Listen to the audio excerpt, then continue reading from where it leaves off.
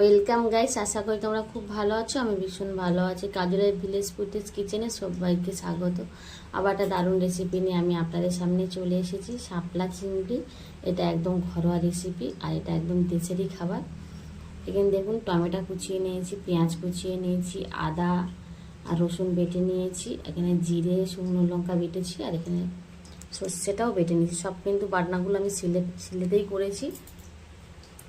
এখানে কড়াটা বসিয়ে দিলাম, দিয়ে কড়াটা গরম হচ্ছে, গরম হয়ে গেছে। আমি এখানে তেল দিয়ে দিচ্ছি। তেলটা খুব ভালো করে গরম করে নেব।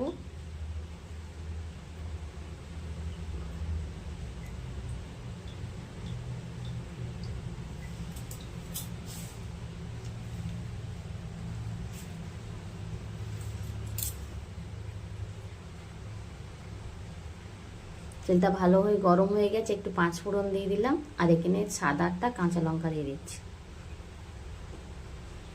এটা একটু ঝাল ঝাল হবে, এই কারণে আমি বেশি করে কাঁচা লঙ্কাটাই বেশি দিলাম। আর একটা শুকনো লঙ্কা দিয়ে ওখানে আমি জিরেটা বেটে রেখেছিলাম।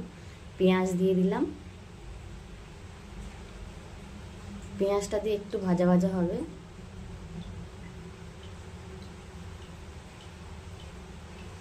এখানে আমি রসুন বাটা,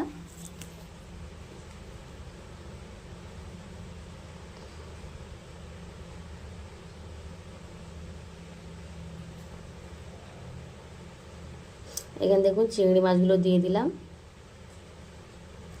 চিংড়ি মাছগুলো দিয়ে একটু নাড়াচাড়া করে নিলাম।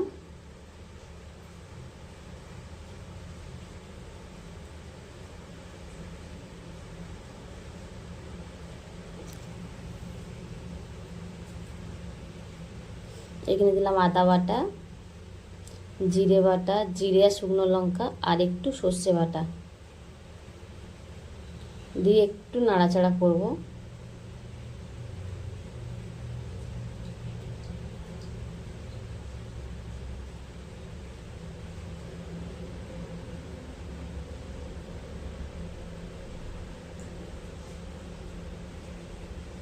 একটু হলুদ, সামান্য একটু লঙ্কার গুঁড়ো,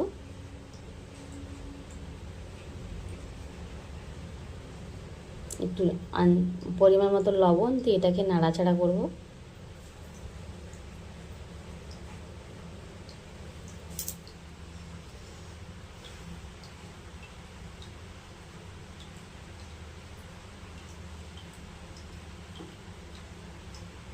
এখানে এবার শাপলাগুলো দিয়ে দিচ্ছি।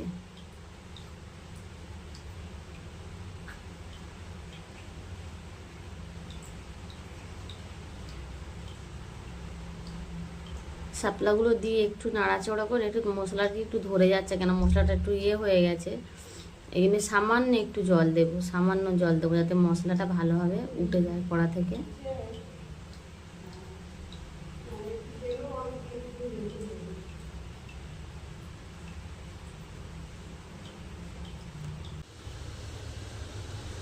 দিলাম সামান্য একটু জল দিয়ে একটু নাড়াচাড়া করে, আবার বাদবাকি শাপলাগুলো আমি এর মধ্যে দিয়ে দিচ্ছি।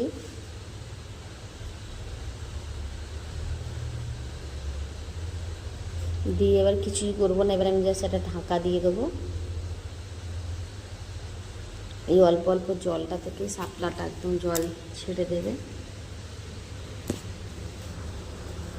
আমি ঢাকা দিয়ে দিলাম 10-15 মিনিটের জন্য। 10-15 মিনিট পরে খুললাম, দেখুন তলার শাপলাগুলো কেমন নরম হয়ে গেছে।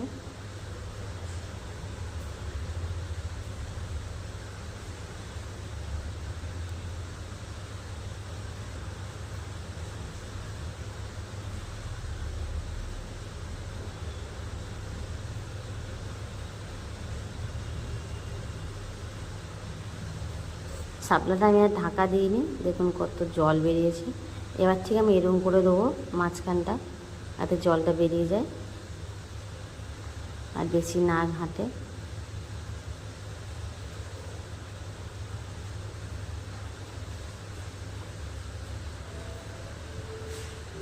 দেখুন মাঝখানটা কেমন করে দিচ্ছি, জলটা সব মাঝখানেই চলে এসছে। এইভাবেই আমি রান্নাটাকে শেষ করব, আর দারুণ টেস্ট হয়। আপনারা করে একবার খেয়ে দেখবেন, খুব ভালো লাগে খেতে।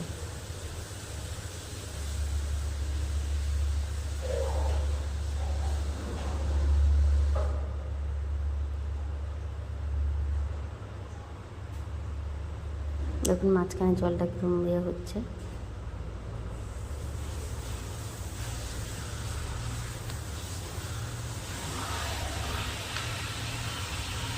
ধারগুলো কিরম দেখুন, জল কমে গেছে, মাঝখানে জলটা এসে গেছে। আবার একটু মেরুন করে দিচ্ছি যাতে জলগুলো মাঝখানেই টেনে নেয়। একটু সামান্য চিনি দিয়ে দিলাম আমি স্বাদ হওয়ার জন্য। আর এটা প্রায় আমার হয়ে গেছে, আর বেশি বাকি নেই। আমি এই কারণেই করছি যাতে এটা না ঘেঁটে যায়, ঘেঁটে গেলে এতটা ভালো লাগে না, একটু গোটা গোটা থাকলেই ভালো লাগে। এমনিতে এটা নরম হয়ে গেছে।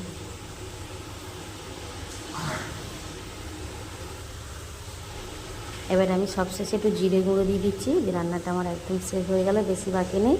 তাই আমার এই রান্নাটা যদি আপনাদের ভালো লেগে থাকে তাহলে অবশ্যই লাইক কমেন্ট করো, আর চ্যানেলটাকে সাবস্ক্রাইবার করো, আর বেশি বেশি করে শেয়ার করো। এখনকার মতন টাটা, সবাই ভালো থেকো, সুস্থ থেকো।